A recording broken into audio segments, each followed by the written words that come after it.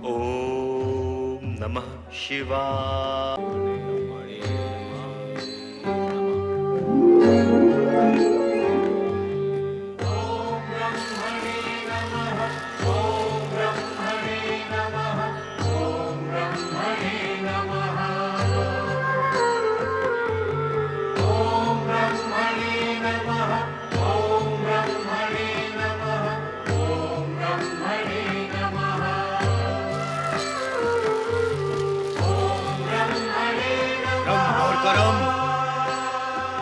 मैं तुम दोनों को जीवित नहीं छोड़ूंगा। स्वर्ग पर कुदृष्टि रखने वाले दानवों, तुम्हें जीवित रहने का कोई अधिकार ही नहीं है।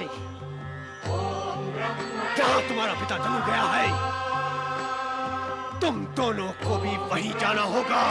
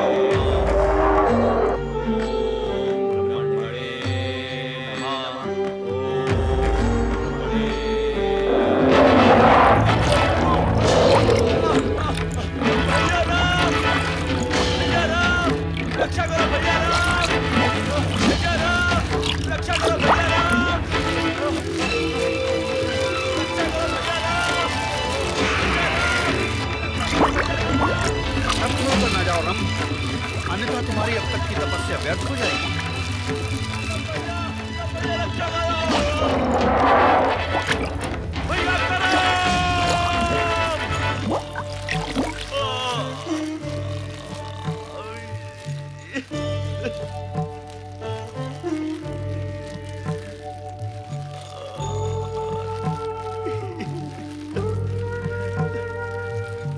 भैया करम,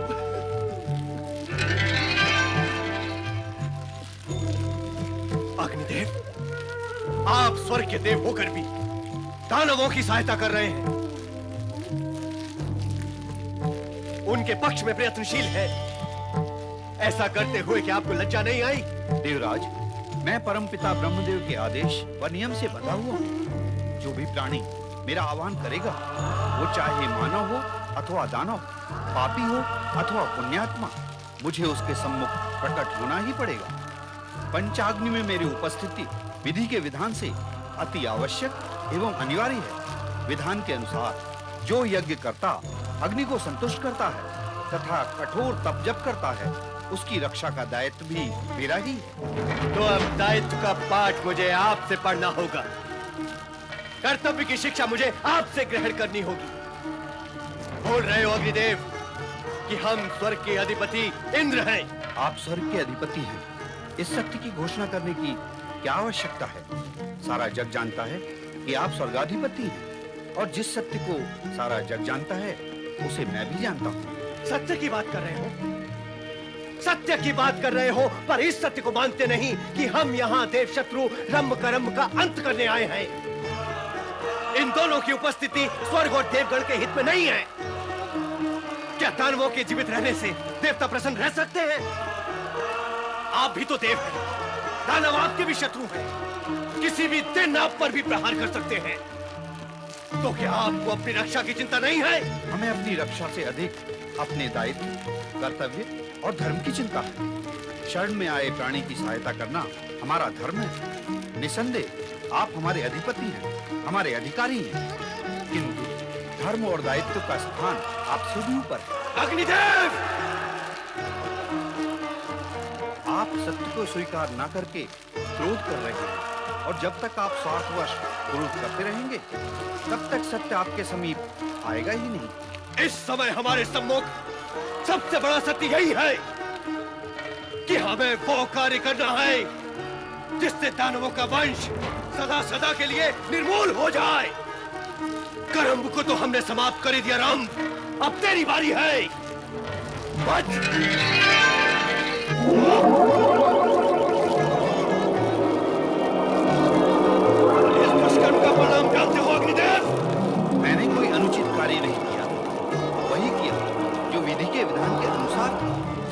विधान का केवल आप ही जानते हैं, हम नहीं जानते।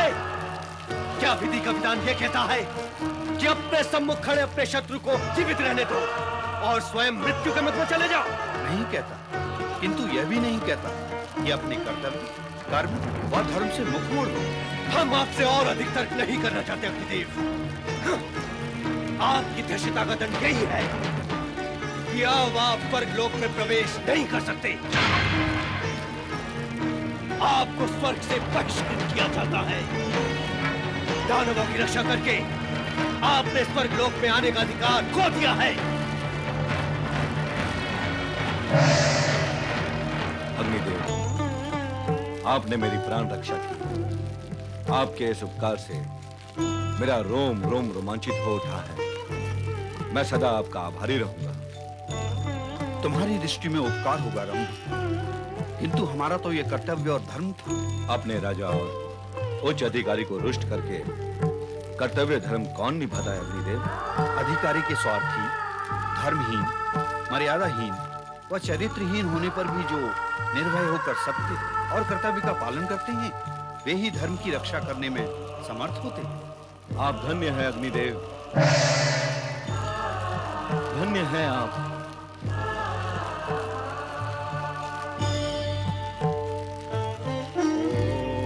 ओम ब्रह्मणे नमः।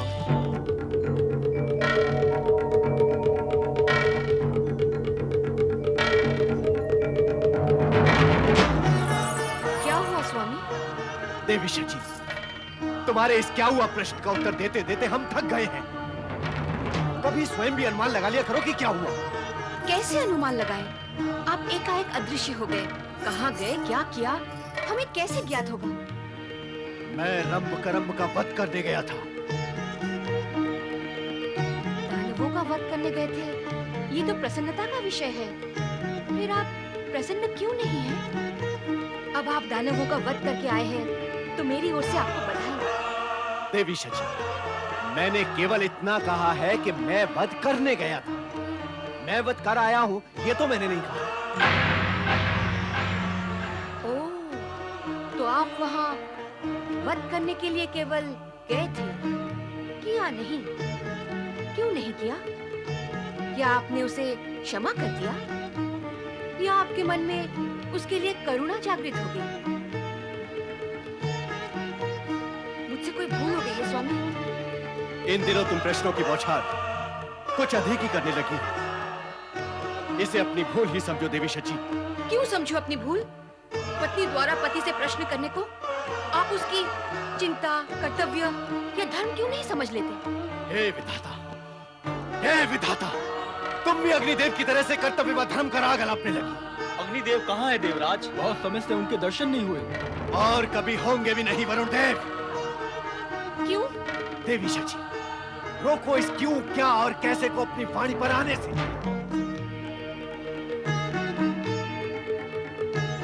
आप अग्निदेव के विषय में कुछ कह रहे थे देवराज। हाँ, अग्निदेव को हमने सदा सदा के लिए स्वर्ग से बहिष्कृत कर दिया है। ऐसा क्या अपराध किया है अग्निदेव ने? घोर एवं भयंकर अपराध किया है। विद्रोह किया है हमसे।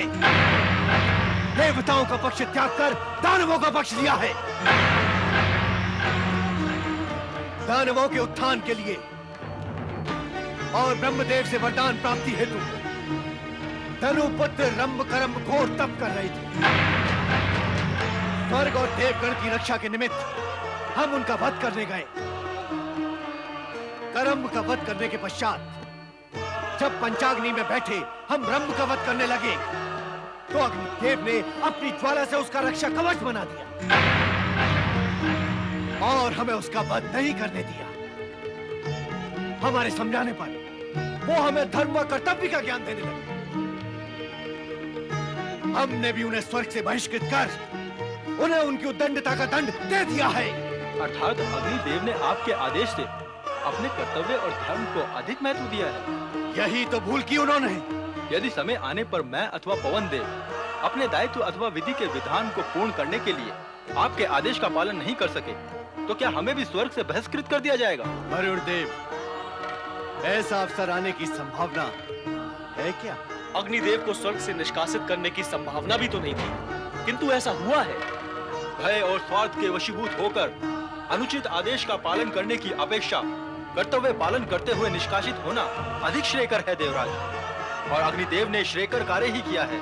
समय आने पर हम भी अग्निदेव का ही अनुसरण करेंगे।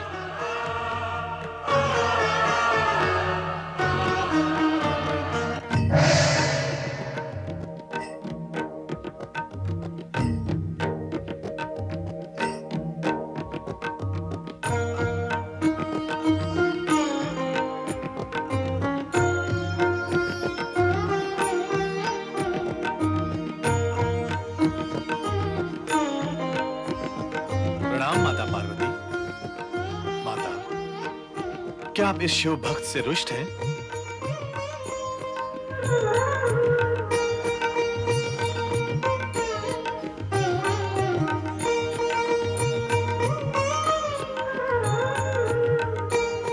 पति परमेश्वराय नमो नमः।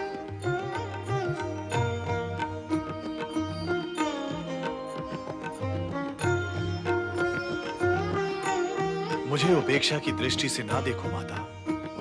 यदि मुझसे कोई अपराध हुआ हो तो क्षमा कर दो। दैत्य गुरु, आप दैत्यों के गुरु हैं। इस नाते दैत्यों के उत्कर्ष के लिए भगवान भोलेनाथ से प्रार्थना करना आपका कर्तव्य है, अपराध नहीं। किंतु आपकी प्रेरणा से उत्कर्ष को प्राप्त यही दैत्य यदि जगत में आतंक और अशांति का कारण बनते हैं तो यह किसी भी स्थिति में सहन नहीं किया जा सकता। सभी प्राणियों का जन्म विधाता की इच्छा और प्रेरणा से हुआ है, अतः सभी को जीवन जीने का समान अधिकार है। किसी भी प्राणी को प्रकृति ये अधिकार नहीं देती कि वह अन्य किसी प्राणी के प्राण हरे अथवा उस पर अत्याचार करे। यदि ऐसा होता है तो संपूर्ण जगत जानता है, आप भी जानते हैं कि विधाता अत्याचारी को दंड देने से कभी चूकते नहीं। सृष्टि के निर्माण से लेकर आज तक ही नहीं, प्रलय पर्यंत का अटूट सत्य यही है कि अत्याचारी जिस पर अत्याचार करता है उस पीड़ित से अधिक पीड़ा स्वयं अत्याचारी को भोगनी पड़ती है। यदि इस अटूट सत्य को आप भी समझ जाएं तथा दानवों को भी समझा दें तो विधाता द्वारा दंड स्वरूप दी जाने वाली पीड़ा को भोगने से वे बच सकते हैं। मैं क्या कहना चाहती हूँ, आप समझ रहे हैं ना दैत्य गुरु? समझ रहा हूँ माता, आपके क्रोध का कारण मैं समझ रहा हूँ। इस जगत में सभी प्राणियों को जीवित रहने का अधिकार है। जीवित रहने के लिए आवश्यक नहीं कि हम दूसरे प्राणियों को कष्ट और दुख पहुंचाकर अपना मार्ग बनाएं। निसंदेह ये दैत्य प्रवृत्ति है, इसीलिए अब मैंने दैत्यों का साथ त्यागने का निश्चय कर लिया है। दैत्य गुरु दैत्यों का साथ त्याग रहे हैं? हाँ माता, अब वे मेरी आज्ञा की अवहेलना करने लगे हैं। तो फिर आपका कैलाश आने का उद्देश्य क्या है? माता, मैं जब भी दुविधाग्रस्त होता हूँ तब अपने आराध्य भगवान शिव की शरण में चला आता हूँ और इनसे आदेश तथा मार्गदर्शन प्राप्त कर लेता हूँ। शुक्राचार्य,